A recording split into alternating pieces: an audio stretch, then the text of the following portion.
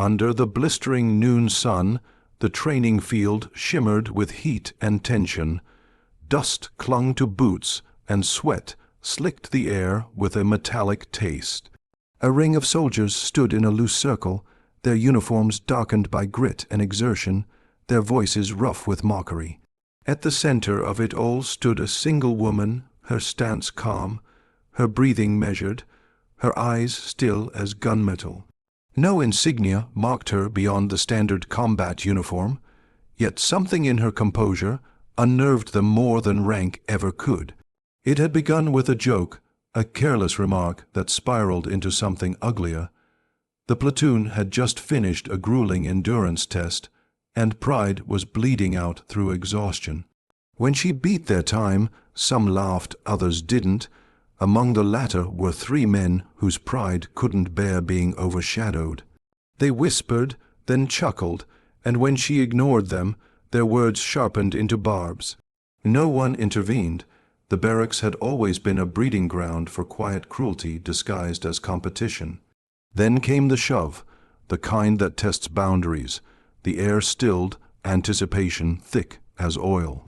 She didn't stumble.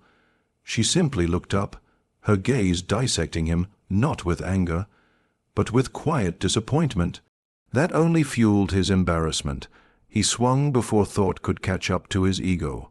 The arc of his fist cut through dust and sunlight, and then nothing went as expected.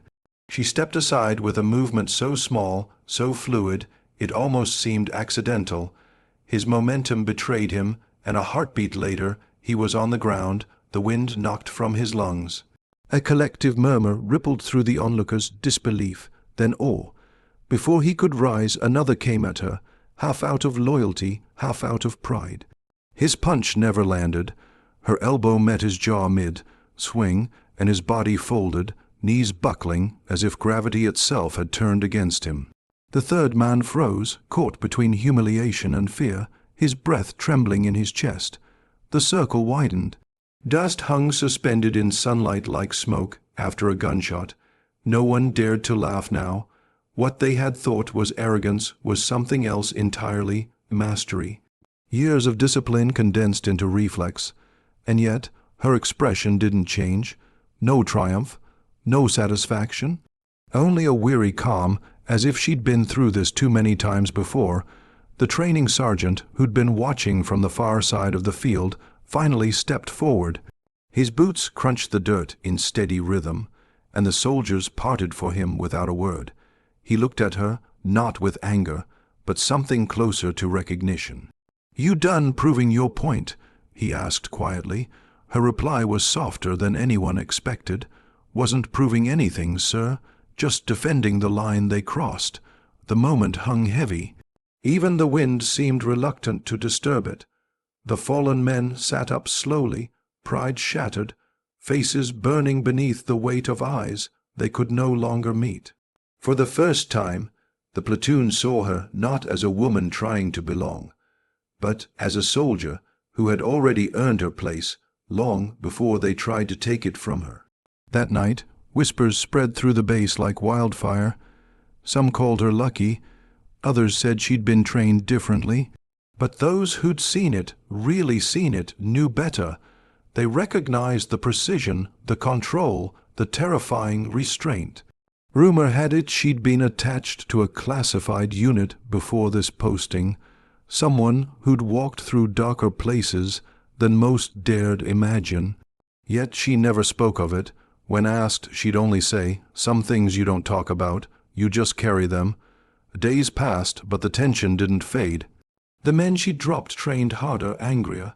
Pride, once wounded, doesn't heal easily in men like them. They plotted quietly, their laughter brittle, their respect replaced by resentment. They waited for a moment when no eyes were watching, when consequences could be avoided. She sensed it but said nothing. Some battles, she knew, couldn't be fought in daylight. The breaking point came under gray skies a week later, during combat drills in the muddy outskirts of the base. Rain had turned the ground into a graveyard of footprints and puddles. Orders echoed through the fog, and chaos blurred the lines between drill and danger. It was there, amid the confusion, that the trap was set. One of the men, accidentally, tripped her during a maneuver, sending her sprawling into the mud. Laughter followed, sharp and cruel. She rose slowly, wiping the dirt from her face, her eyes lifted, cold, steady, and unreadable. For a heartbeat, even the rain seemed to hesitate. The second man lunged, the third followed. Their motions were clumsy, fueled by anger rather than skill. She moved through them like a whisper, each strike precise, silent, final. One fell with a gasp, another with a choked grunt. The third barely had time to register his mistake before his world went black. When it was over, the field was silent again, save for the rain tapping against fallen helmets. She stood over them, chest heaving, mud streaking her face like war paint. Around her, soldiers who had once doubted her now stared in awe. But she didn't bask in it. She turned, walked away, and disappeared into the curtain of rain, leaving behind 3 men who would never forget what it meant to underestimate quiet strength. By the time the sergeant reached her quarters that night, she was already sitting in silence, polishing her boots as if nothing had happened. He didn't scold her, didn't ask for an explanation. He simply said, "You could have broken them." Her answer came after a long pause. "They're soldiers," she said quietly. "Breaking them doesn't fix the problem." And in that single line, he understood what none of the others had.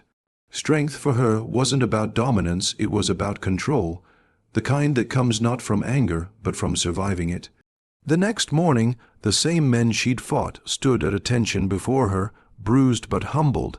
She looked at them not as enemies, but as comrades still learning what discipline truly meant. She gave no speech, no lecture, just a nod, the kind that said, "We move forward from here." And from that day on, no one ever questioned her place among them again. The storm that night hadn't just soaked the earth, it had washed something away from the platoon. Pride, doubt, the unspoken hierarchy that had always separated them. When dawn broke, the air tasted cleaner, sharper, as if the base itself had exhaled. Yet beneath that new stillness, a quiet unease lingered, respect wrapped in guilt. The men she had humbled now avoided her gaze, not out of disdain, but out of shame. She carried on as if nothing had happened. Her boots struck the ground in the same rhythm, her uniform as precise as ever, her silence steady and purposeful. But behind that composure, there was something deeper, a distance that couldn't be crossed by apology or admiration. She was always there, but never with them. Her presence, a reminder of a boundary they had once foolishly tested. The base itself was a world of contradiction, laughter in the mess hall, sweat and pain on the field, secrets behind locked doors. Rumors still drifted through corridors like dust on sunlight. Some said she was ex-special operations, others whispered about a mission gone wrong, one that left her with the kind of calm that only comes after surviving hell. But the truth was quieter, heavier. Years ago, she'd served in a forward unit known for covert extractions, the kind of missions that never made reports. In the mountains of a foreign country, she had once led a squad through a night of chaos that changed everything. A friend, her commanding officer, the one who believed in her when others didn't, had been taken in an ambush. She brought him back, but not all of him. He survived, but the mission broke something in both of them. After that, she requested reassignment. The battlefield was loud. She needed silence. That silence had followed her here. On the training field, her movements spoke more than words ever could. When others grew frustrated, she remained composed. When tempers rose, she waited. The younger recruits began to watch her differently, not as competition, but as a standard. They copied her posture, her breathing, her patience. The platoon's sergeant noticed too. He'd been in the army long enough to see what quiet leadership looked like, and he knew it couldn't be taught, only earned. But not everyone accepted it. Captain Rourke, the base's senior training officer, had built his career on discipline through dominance.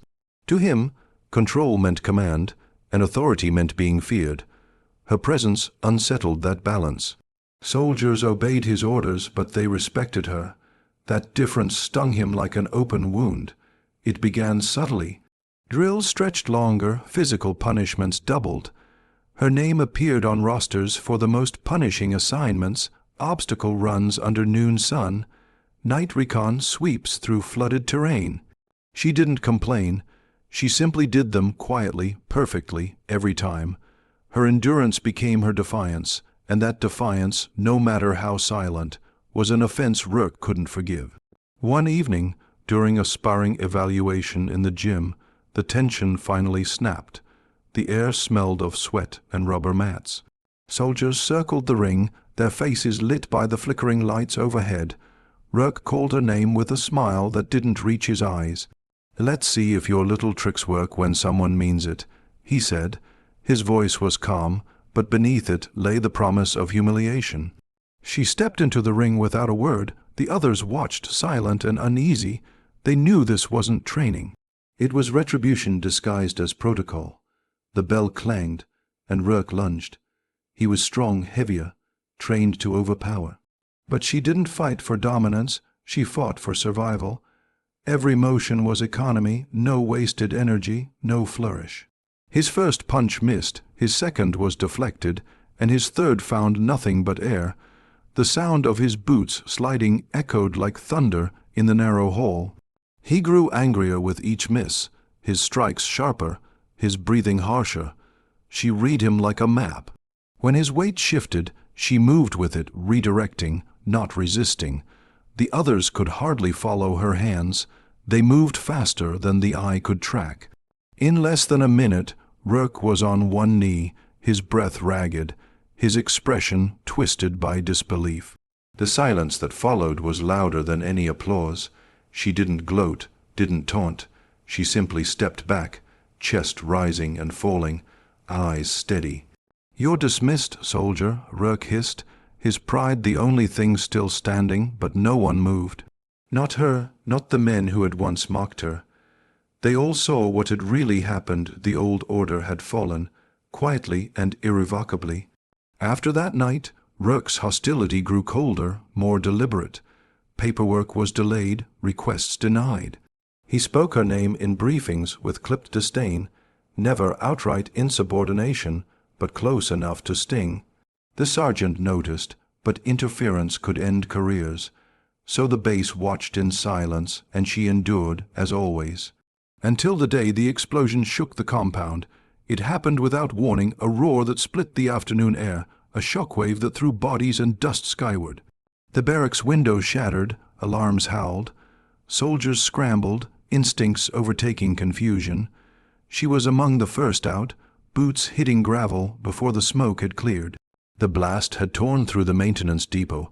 Flames licked the sky, painting everything in a violent orange glow. Amid the chaos, Rourke was trapped beneath a twisted steel beam.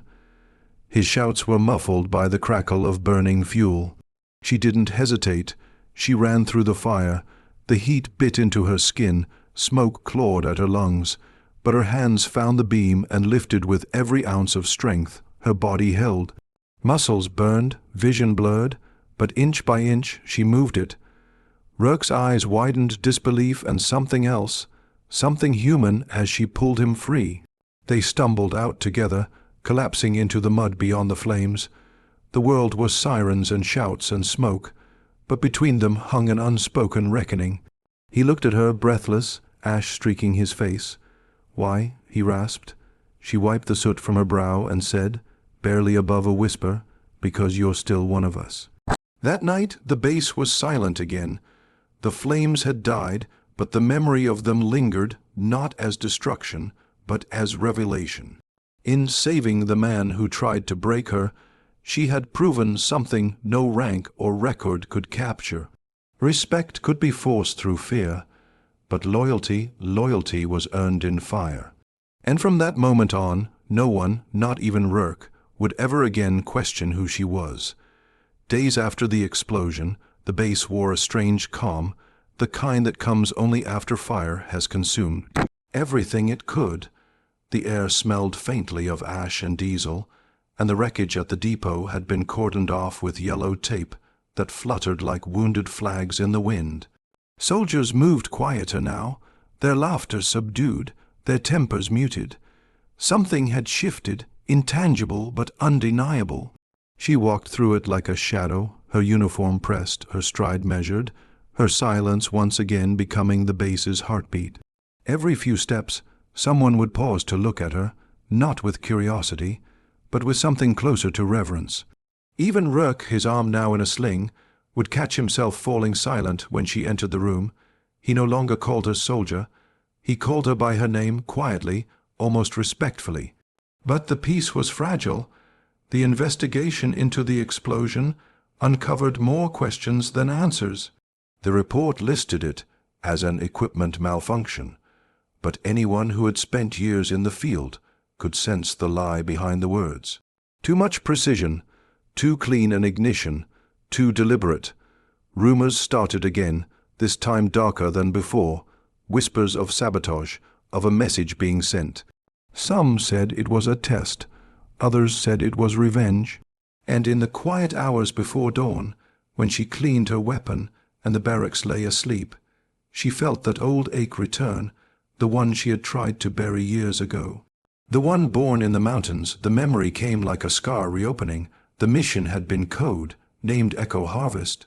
A small unit sent to extract intelligence from a compound that officially didn't exist. They'd gone in under radio silence, 6 soldiers deep, and only 2 came out. She was one of them. The other was her commanding officer, Captain Elias Ward, the man who had believed in her when the army hadn't. He'd been the first to say, "You don't need to shout to be heard." But on that mountain, she'd heard him scream. They'd been ambushed. She could still taste the metallic sting of blood and the sting of snow in her lungs. He was hit, and she had carried him through a blizzard of bullets and ice until they reached the evac point. He survived, barely, but his eyes were never the same after that night. Neither were hers. When she asked for reassignment, Ward had said only one thing before she left: "You can leave the field, but the ghosts follow." Now, years later, those ghosts were whispering again. The precision of the explosion, the eerie familiarity of its execution, it mirrored tactics she'd once seen used by hostile operatives during Echo Harvest. Someone was sending a signal, and she was one of the few who could recognize it. She didn't tell anyone at first. Not the sergeant, not even Rourke, but the weight of silence began to press too heavy. One evening, as the sun bled orange over the training field, she found Rourke standing alone, staring at the scorched remains of the depot.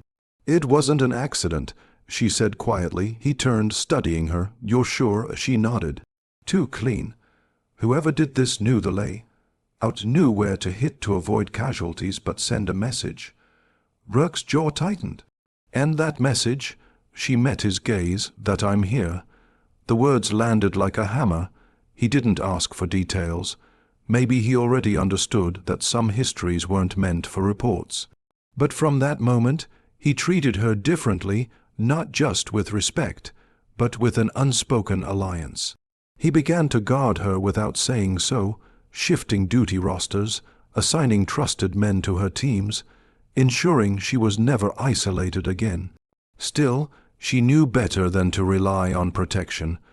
Whoever had set that explosion wouldn't stop at intimidation.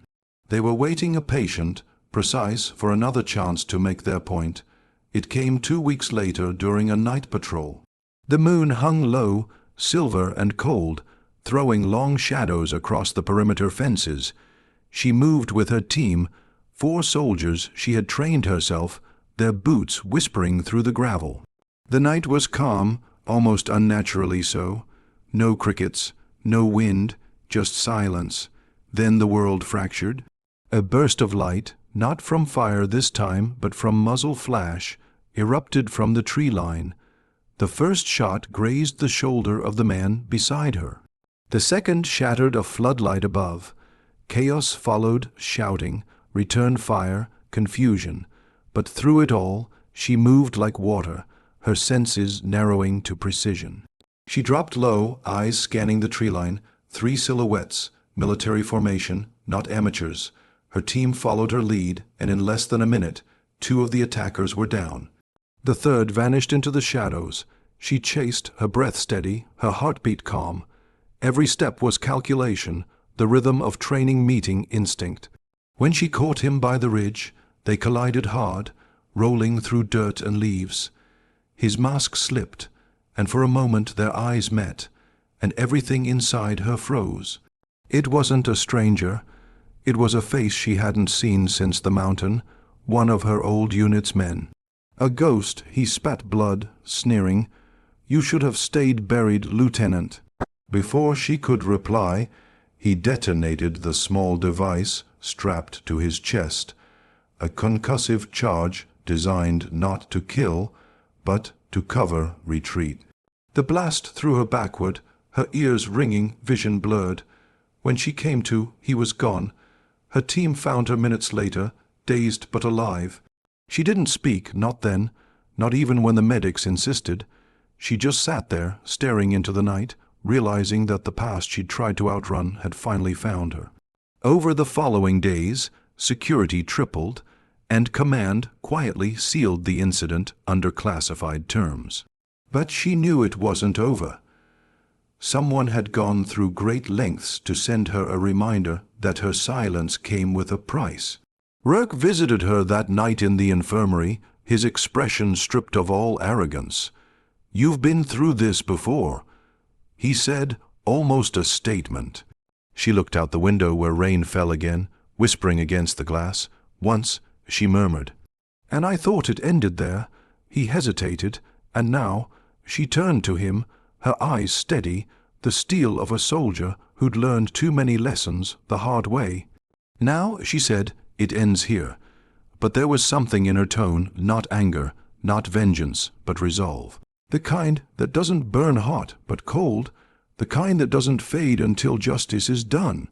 The base slept that night, unaware that beneath its calm exterior, a war long forgotten was about to wake again, and this time it wouldn't wait for orders. The rain hadn't stopped in 3 days. It fell in a constant hush over the base, soaking sandbags, seeping into gravel, filling footprints that refused to fade. The barracks' lights glowed faintly through the mist, and the smell of wet iron clung to everything, metal, mud, and memory. She sat alone beneath the overhang of the motor pool, her jacket draped across her shoulders, eyes fixed on the horizon where the storm blurred sky and earth into one colorless stretch. Sleep had eluded her since that night. Each time she closed her eyes, she saw the man's face, the one she'd once trusted, now twisted by whatever war had done to him. His voice still lingered in her mind, that final warning, "You should have stayed buried." There was no mistaking the message.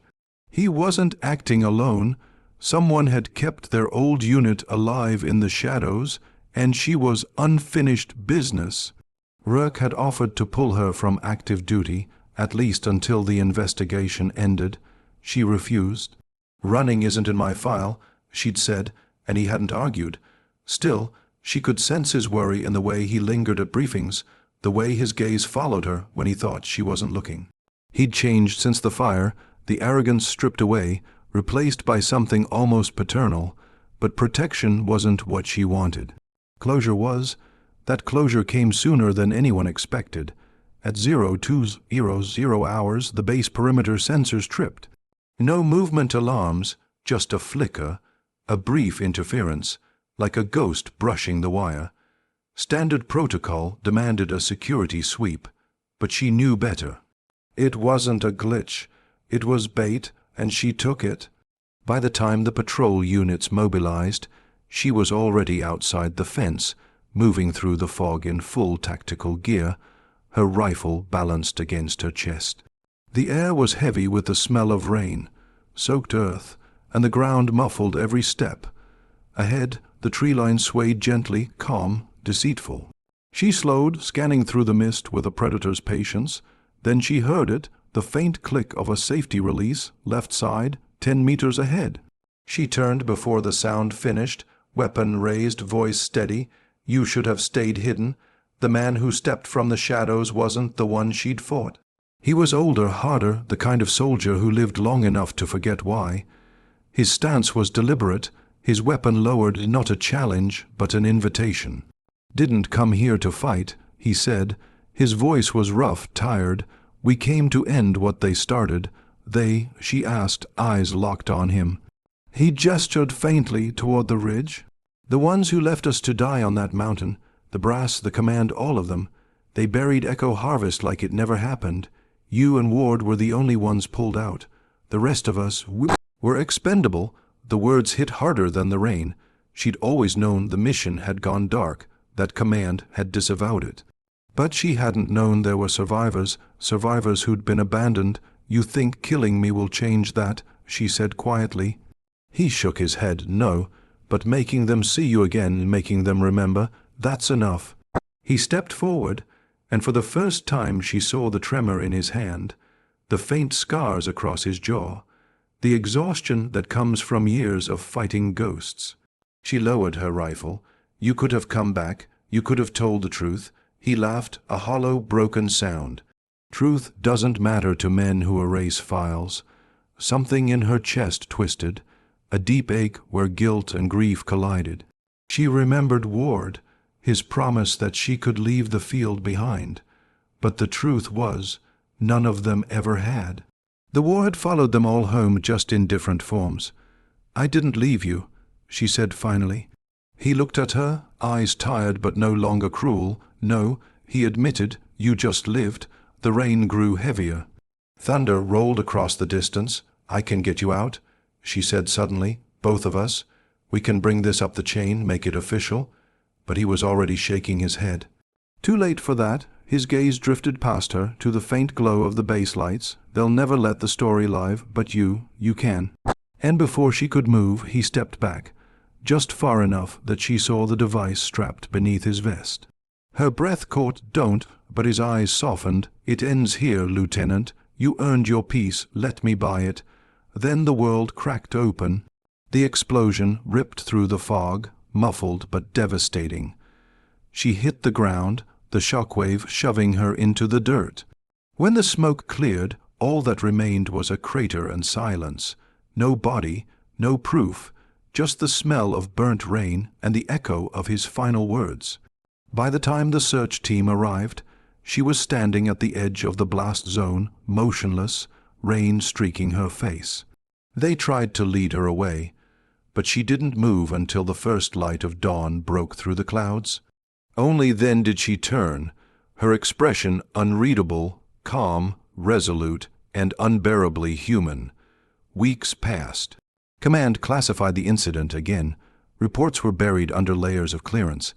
But among the soldiers, stories spread of a woman who faced ghosts and fire and never broke. Of a soldier who carried not vengeance, but truth. Rourke found her one evening by the range, cleaning her rifle as the sun dipped low. He didn't speak for a while. Then, softly, "You could have walked away. Why stay?" She didn't look up. "Because walking away doesn't mean it's over." He nodded, understanding. "What now?" She smiled faintly, the kind of smile that knows pain but refuses to surrender to it. "Now, we train the next ones better, so they never have to learn the way we did."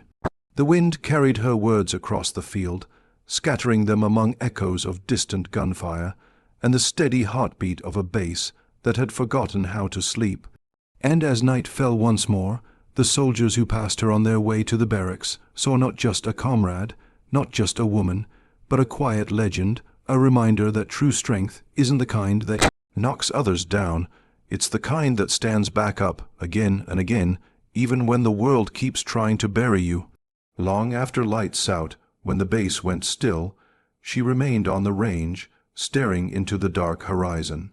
Somewhere beyond it lay the ghost she'd finally laid to rest, not with revenge, but with mercy, and in the silence that followed there was peace.